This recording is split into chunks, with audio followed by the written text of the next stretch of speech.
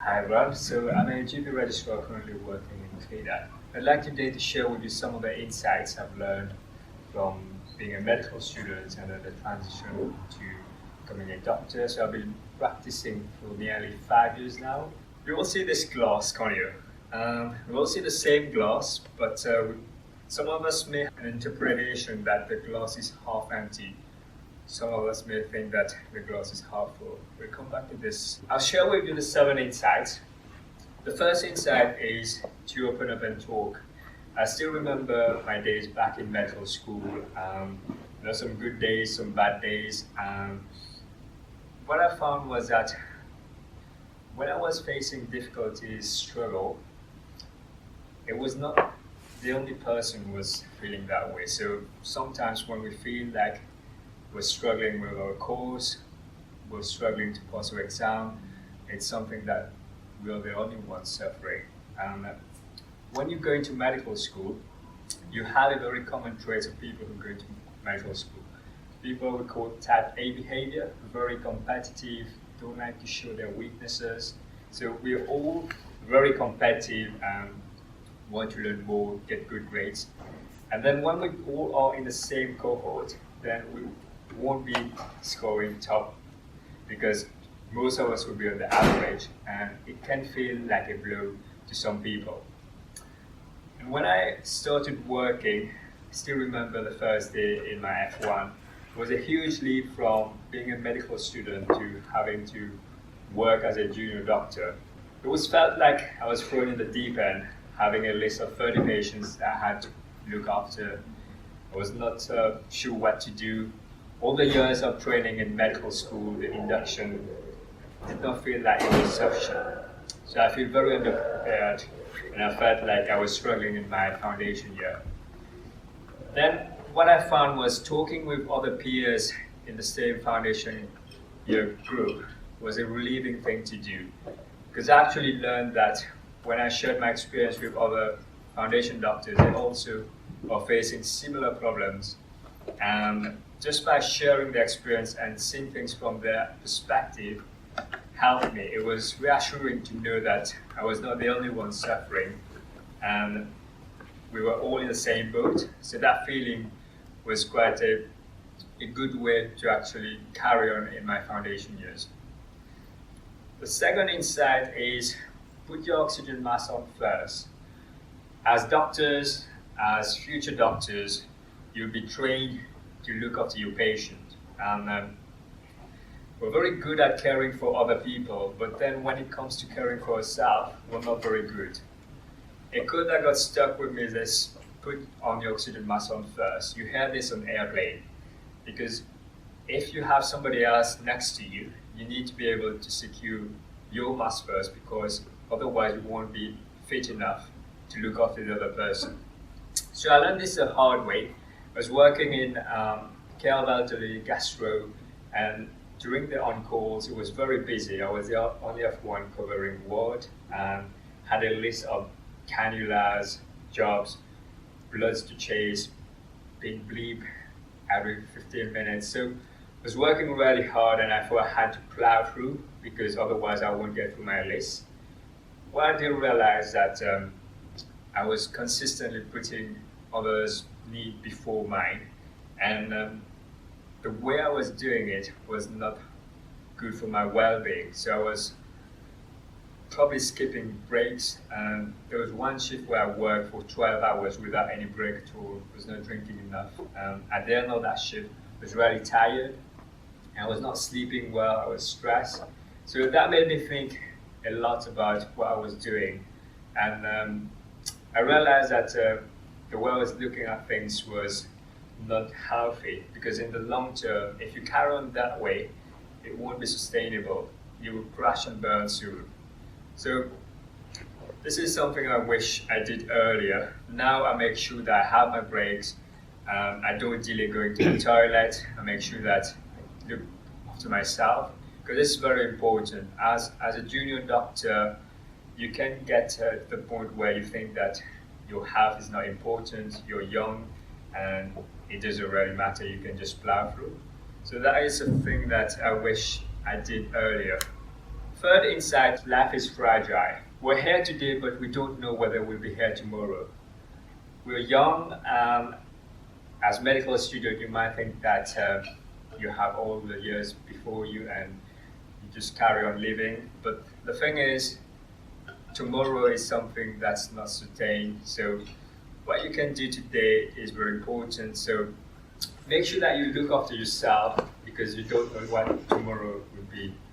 So I was working obstetric and gynecology, and I still remember this obstetric consultant was very approachable, very kind, very supportive, well liked by all the members of the team. And then I learned that one day, out of the blue, he was rushed to hospital. They had to take him to ICU. I later found out that he did not survive. This was a consultant who was approaching his retirement about 2 to 3 months before he died, and this really hit me hard, because he's been working hard, he's been doing everything by the book, and just before he was about to retire, he just died, and it was really heartbreaking, because he did a lot of hard work, doing night shift, and when you're in the system, sometimes you don't realize what you're doing, but if you take a step backward, you realize that the way that it was being worked by the system was not healthy. And we know from World Health Organization that if you're doing night shift, it is a risk on your health. And this really hit me hard, and now I prioritize my health and well-being. I make sure that I look after myself, because if you don't look after yourself, nobody else will look after yourself. So as medical students, it's very important that you look after each other, because you would know if a friend is in trouble or struggling. There are small signs, subtle signs that you can pick up early, such as somebody is not coming to classes on time, they're late, or they're having to leave early, or they're feeling a bit irritable, they're grumpy.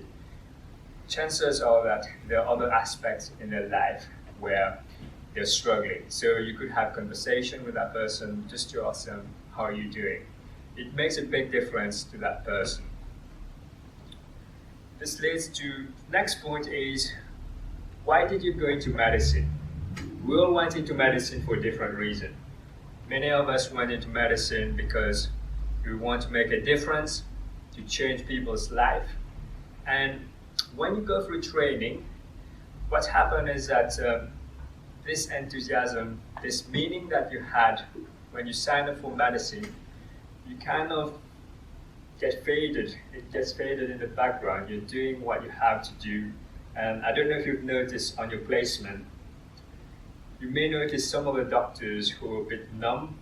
They're doing their job, and you think in your mind, I really don't want to be like that doctor, because the doctor is not caring, and he's just rushing, he's a bit miserable in his job. So what can happen is that when you go through medical school for training, you get overworked. Because you're overworked, you're not looking after yourself, you can actually lose the meaning. You lose sight of what's the reason you're doing it. As doctors, we have this identity that we're a doctor and we need to stay strong. We want to show that we're doing well. In the background, we lose the sight of what we're doing, and we end up hating our job. So if you speak to a lot of doctors who are exhausted emotionally, they become sarcastic, some of them become a bit numb, and they lose the meaning, the sense of meaning of what they're doing. So it's very important to remind yourself every day if you can why you went into medicine, and to remind yourself whether that's still what you want to pursue.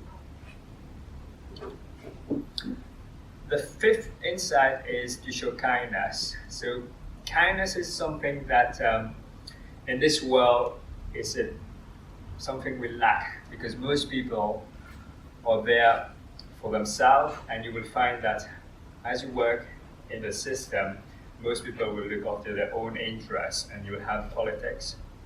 And showing kindness in a world that lack kindness is something where you need to be brave and courageous to do.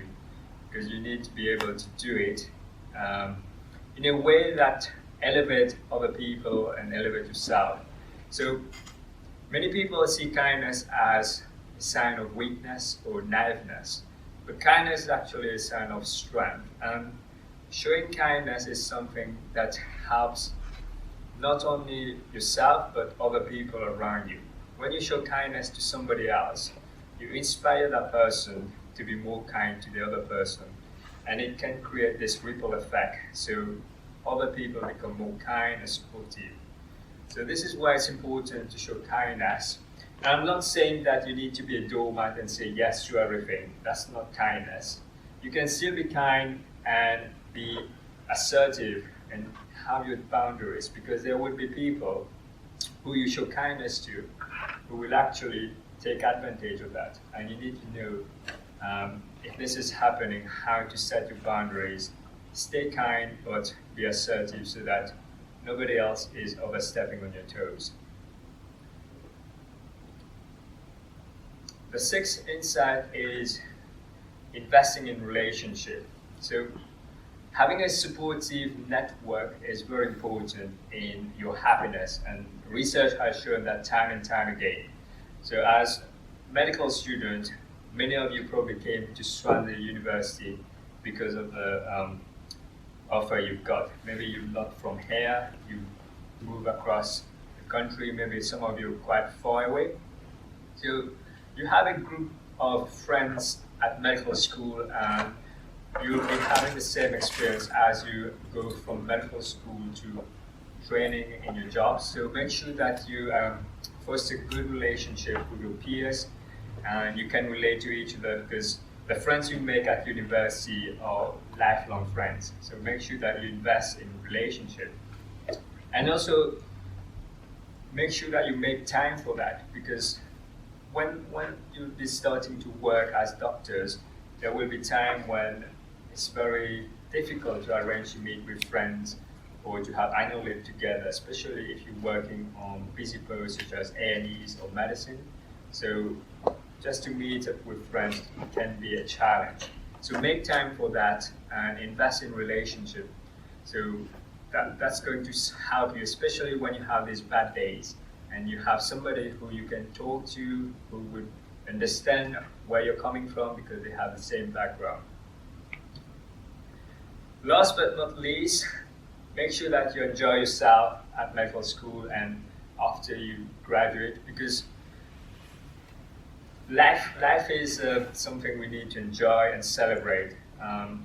As we heard from Sean Aker, success is something that we define for ourselves, and we take ourselves too seriously, we just lose the joy of every day. So there's something positive every day that you can actually find, and being grateful and noticing that will help to highlight these things that you can actually appreciate in life, because there are many things that happens to us.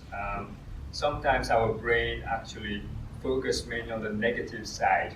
So if something doesn't turn out the way you like, don't bother too much about it. Look at the brighter side of things and don't take things too seriously.